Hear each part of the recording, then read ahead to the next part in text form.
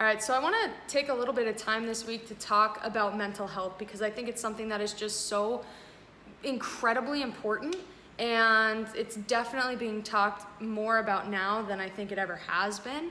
And I think that for those of us that are really big advocates of mental health, who go to therapy, who do all those types of things to make sure that we are taking care of ourselves mentally, I think it's important for us to talk about it, because there still are people out there who maybe do feel uncomfortable going and talking to somebody or going to therapy or even accepting the fact that they've got some sort of mental challenge going on. So I want to talk about it a little bit this week, and we'll probably always talk about it because I think it's so important.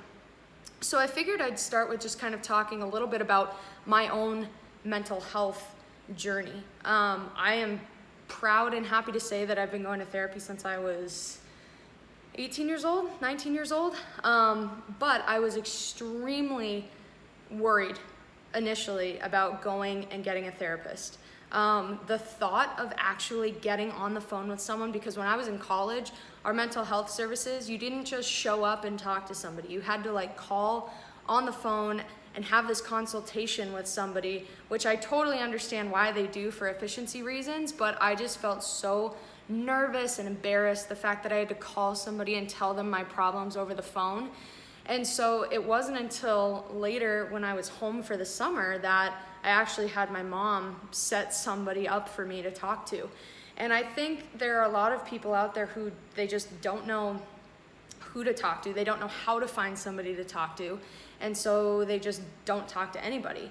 So I think if you have somebody who is struggling in your life, or who is interested in talking to somebody, even just being that person to help them set up the first appointment can be huge. So I was really fortunate. My mom was able to help me set that up initially, and it's been great ever since, and I think the thing that's really important for people to realize is we're always going to have some sort of struggle, and some days we're going to be feeling great when we go and talk to a therapist, but it's important to be able to talk to people when you're struggling. It's important to be able to talk to somebody when you're doing well.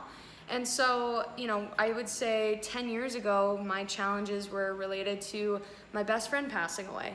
Then it kind of shifted into some other stuff, kind of finding myself, figuring out who I was, especially from a sexuality standpoint.